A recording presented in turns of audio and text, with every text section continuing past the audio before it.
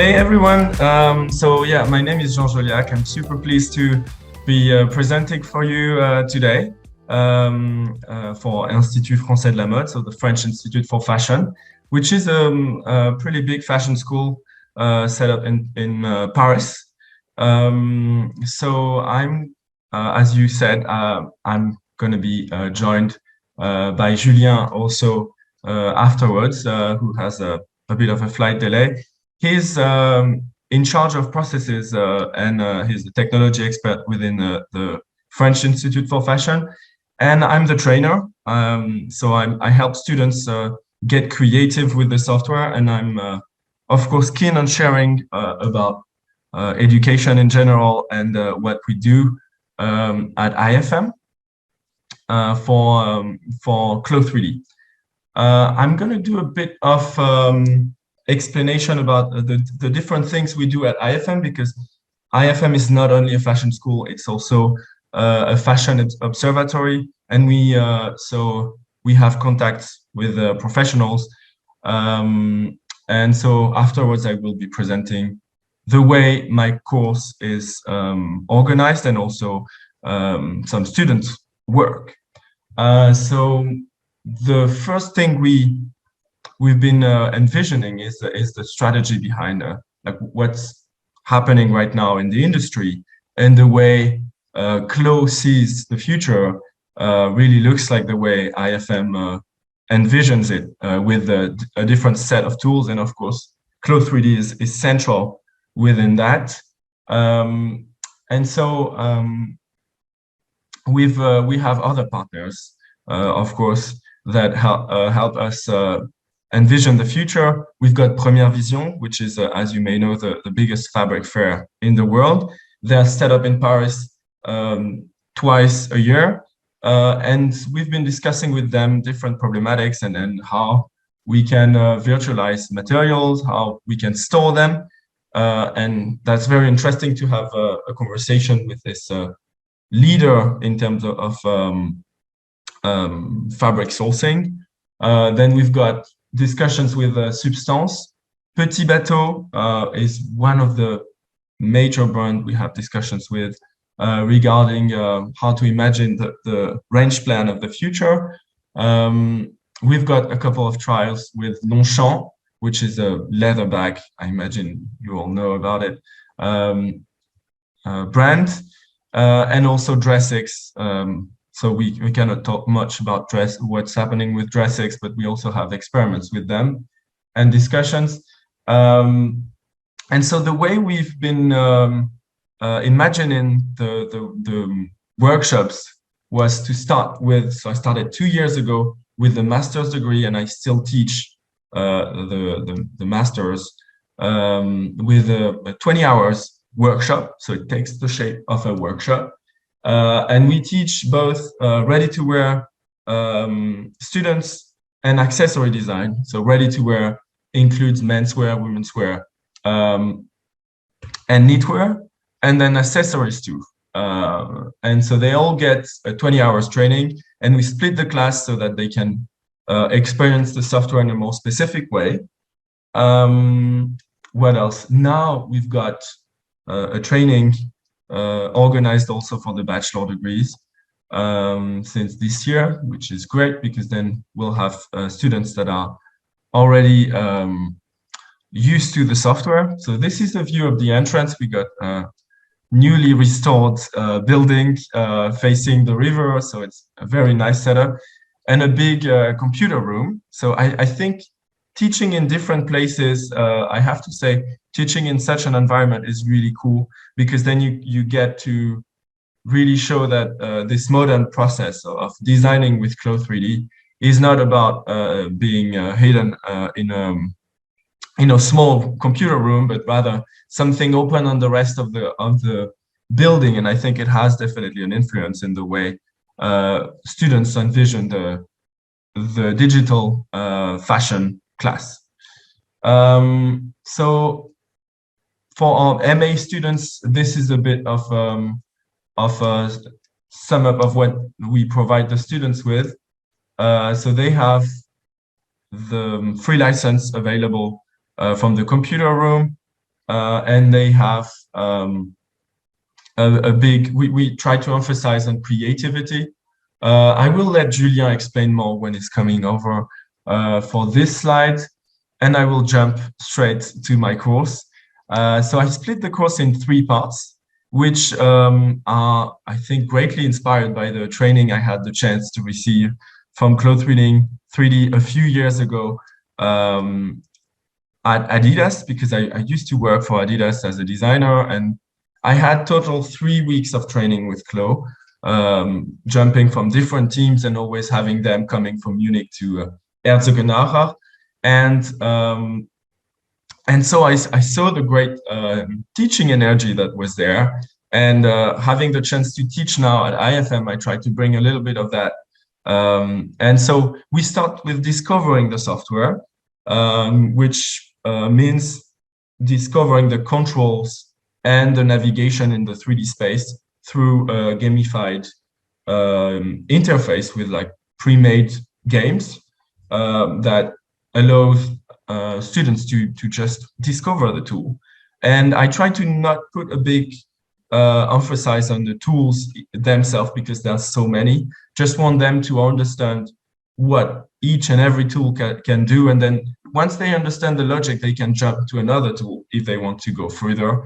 But the most important factor for me in Discover is really to give, how would you say, to give a taste for the software and how fun it is to use it.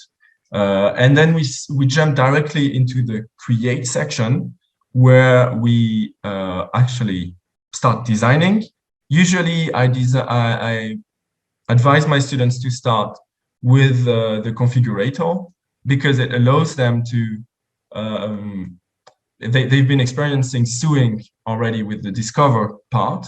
And then it's going to allow them to just create something that looks almost like the idea they have in mind without knowing the software much. And as we have a bit more than 20 hours together, we have to jump pretty fast into the creation process if I want to make sure my students can output an interesting result out of these 20 hours. And then the last part is about sharing. So sharing is I see sharing in 2 different ways. The first one is to print the patterns with the tracer that we provide in school.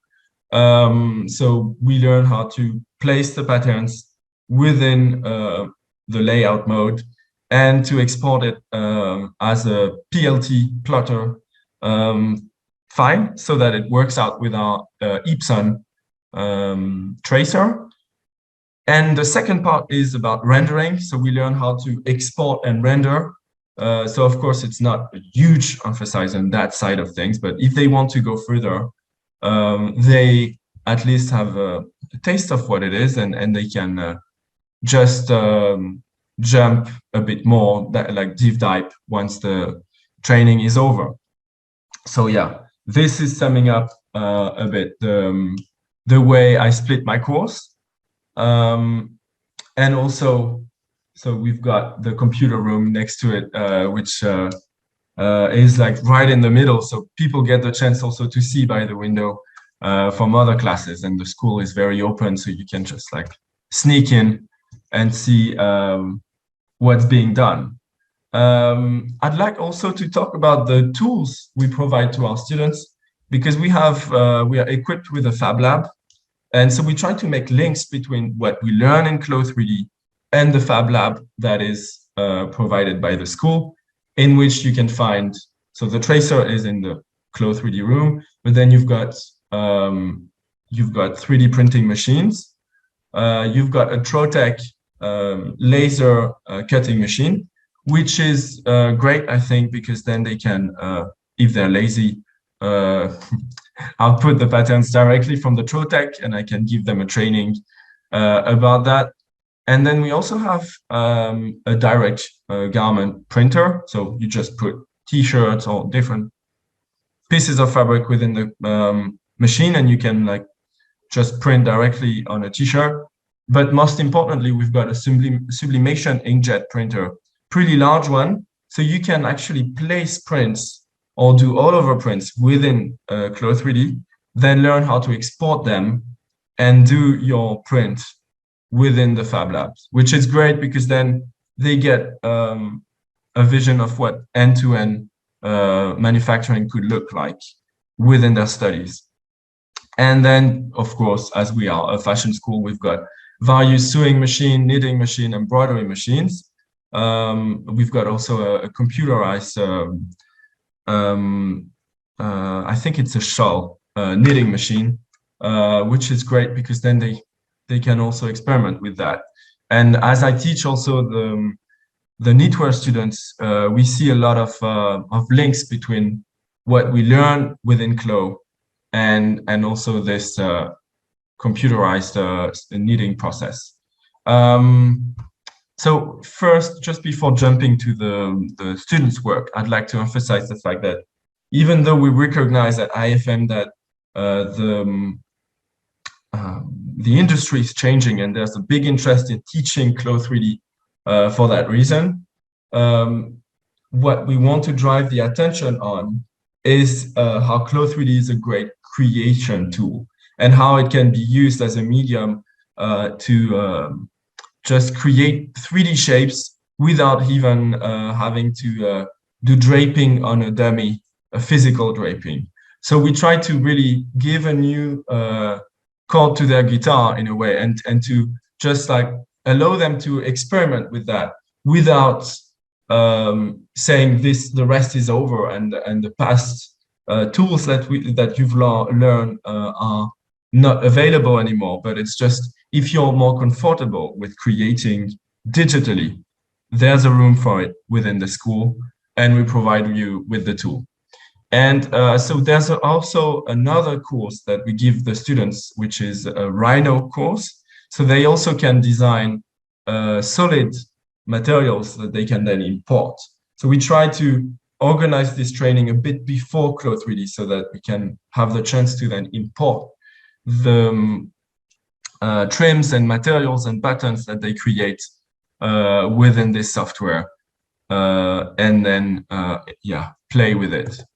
So one thing I've done is I've requested my students to look for a picture that one class would share, and then I've been doing a part of the job myself. I said I'm gonna just pose the avatar exactly like that picture, and then I share the posed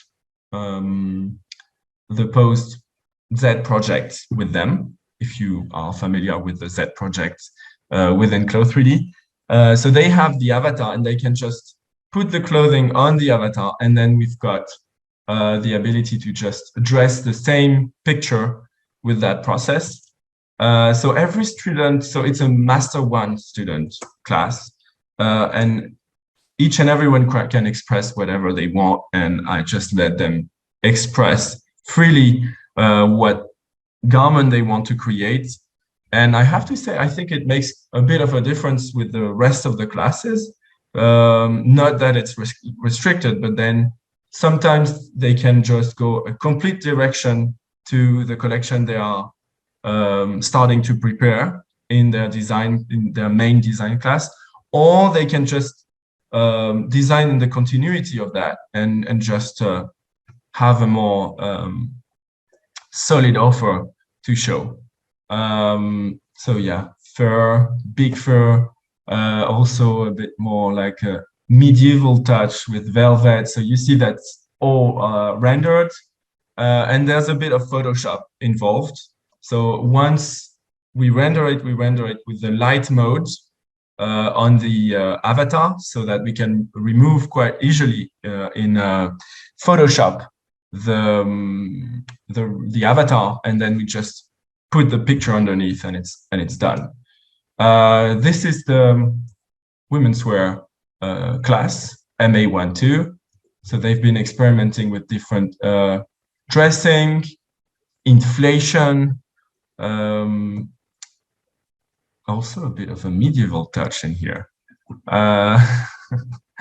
So I'm not just focusing too much on this work, but it's yeah, I think it's great also as a teacher to bring some guidance and to drive them to all output the same results in a way, like to express themselves creatively, but since still to have one picture that puts the same kind of a link between the different projects, because I consider still them as a class and not as a group of individuals. Um, yeah. Um, so I'm just gonna finish the different picture. I'm of course ready to go further with that. And then I'd like to just show you quickly a video we've done.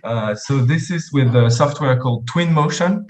I don't know if some of you are familiar with it. So it's by Unreal Engine and by no, I forgot the name of the company that bought it. Maybe someone can help me. But I mean, Twinmotion is a path tracing software. So we can import within a scene different products from the students and then create a traced view of their work. It's kind of a digital museum where they can look at what they've done during the year, and we can exhibit in a digital way the work of every of the students. So I think next year we'll try to push a bit more that and to offer the students an opportunity to just navigate within the space and maybe to make it available to other students to drive some traction around the digital class. Yeah. So it's cool because you can also experiment with the lighting. And for universities, the software is free. So you can just export from CLO and then import it within Twinmotion for free. So if there's any other student around, any other teacher around, know that it's free cost and it's a great tool. And then I'd like to finish with one of my students, Agata, that did a great job with CLO 3D. So she's been creating. So I tend to follow my students after the class on Instagram, and then it's great because you keep in touch. And I've seen a project that she created called Parallel 3.0, which I love. And so it's a digital brand that allows you to see one product within different metaverses in a way. So she's been doing it for Animal Crossing, for Sensor and Decentraland, and it's just a great idea, I think. And she said to me that the CLO 3D class inspired her to also go in that direction. She of course went a lot further by documenting what software needed what, and then putting it online. But I think it's a good Kickstarter to have this digital class and see how amazing things you can do with it, and you can build a storytelling around it. So I wanted to share that with you guys. And so you can follow her on Instagram, of course, Parallel 3.0. And what else did I wanted to say? Yeah, so I think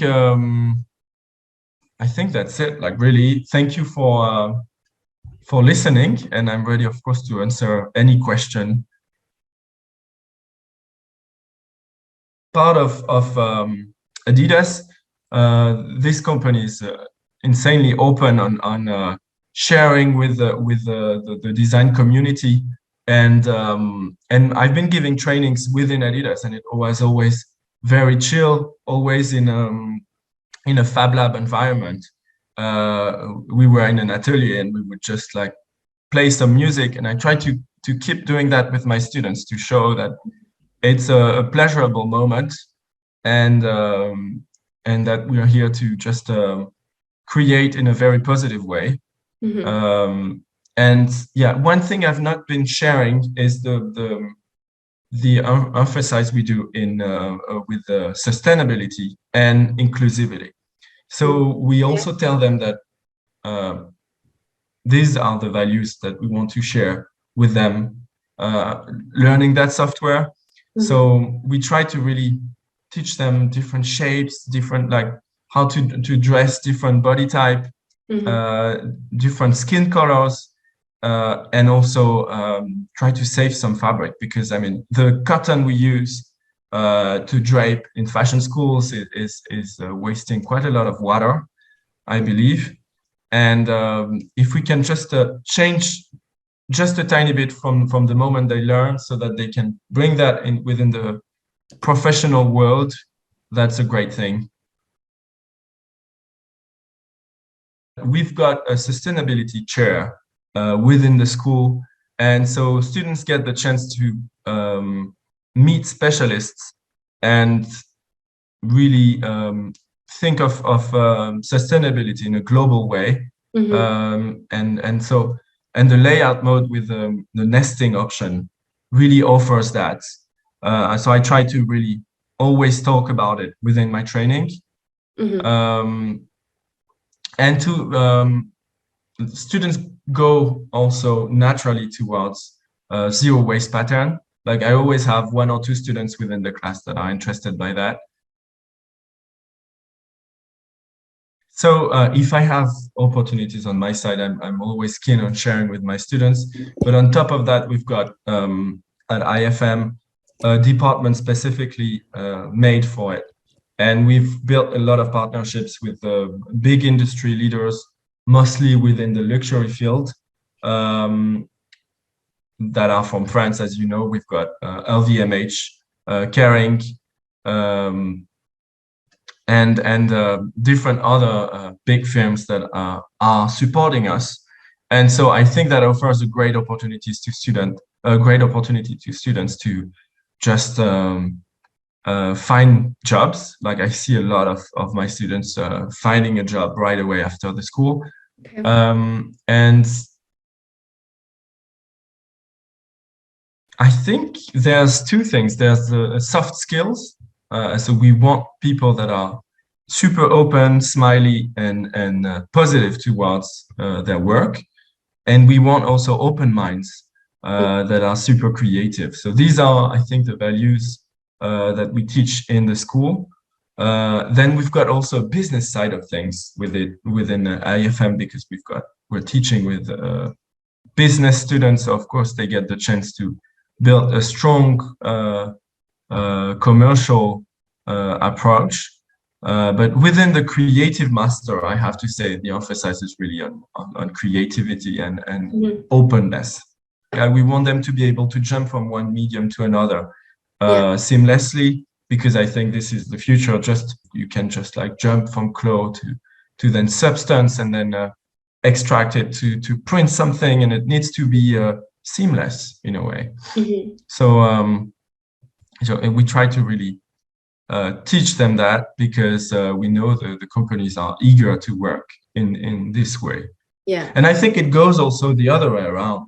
When you've got people that come to the market with a new skill, you also offer sometimes the environment that can satisfy them, so that make them stay, and also that will have a positive impact on your company. So, I try to go both ways, actually. The students come at a master level. They come with a vision sometimes, and they have, some of them have been trying Japanese flat on table pattern making, and then they come to IFM and they already have a good idea of what they will want to do. So sometimes I'm more following the waters and telling them, yeah, so you're trying to do this fold, and then I'm going to try to teach that, and then some other will have no idea what pattern making can look like in 3D, and then we discover tools together. And for instance, the tools where you can like increase the shape by just pulling in one direction, so they work really in both directions, 2D and flat. No, I think on my side, I think it's almost this. It's the same. It's just that I think the stakes for the students are different. Sometimes they know that, some of them will tell me, the computer is not my friend. and they will start the training like that. And I think that's interesting because then they get the chance to do something they have almost no consideration for at the beginning, because they will be like, yeah, I'm just gonna create that stupid dress. Yeah.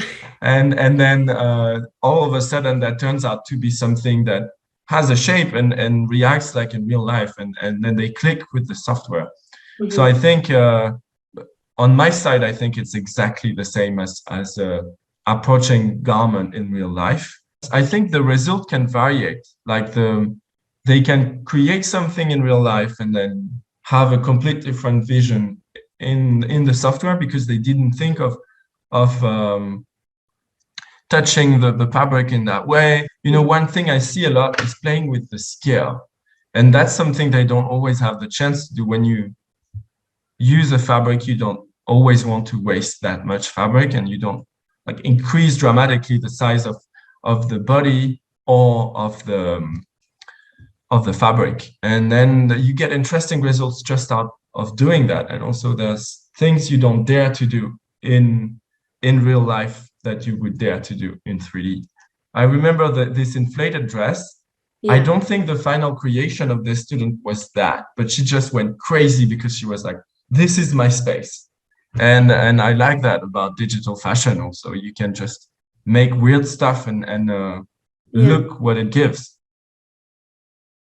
So we're quite lucky. It's between 10 and 20 students. I think, yeah, when we're 10, it's super easy. Mm-hmm. When we're 20, actually, it's not that hard, because then they get to help each other, and there's a bit of a mood in the class, like a good mood, of course, in the class that helps just drive the class.